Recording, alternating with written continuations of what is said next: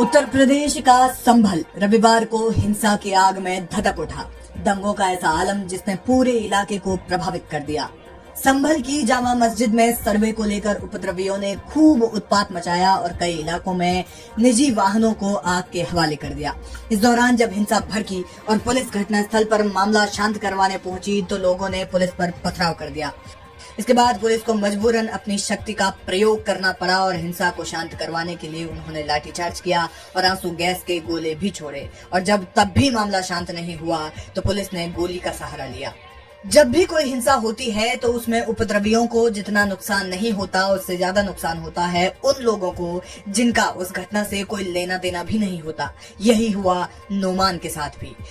वो नोमान जो अपने घर का एकमात्र कमाने वाला शख्स था और फेरी लगाकर श्रृंगार का सामान बेचता था। यहाँ वहां जाकर लोगों से सामान खरीदने को कहता था। रविवार को ये सोचकर कि सबकी छुट्टी होगी और सब लोग घर पर ही मिलेंगे तो वो अपना सामान ज्यादा से ज्यादा बेच पाएगा, इसलिए नोमान फेरी लगाने के लिए बाजार गया।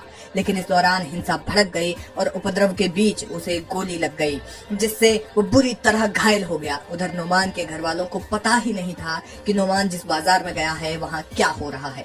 थोड़ी देर के बाद नोमान के घर वालों को किसी का फोन आया और कॉल पर उन्हें बताया कि बाजार में बवाल हो गया है और नोमान गोली से घायल हो गया है। हालांकि कुछ देर के बाद नोमान मौत के मुंह में समा गया। बताया जा रहा है कि नोमान का शव घर लाया गया। नोमान का मृत शरीर देखकर घर वालों के पैरों तले जमीन खिसक गई। 42 वर्षीय नोमान घर का इकलौता कमाने वाला तो था ही, लेकिन साथ ही उसके माता पिता की बहुत पहले ही मौत हो चुकी थी।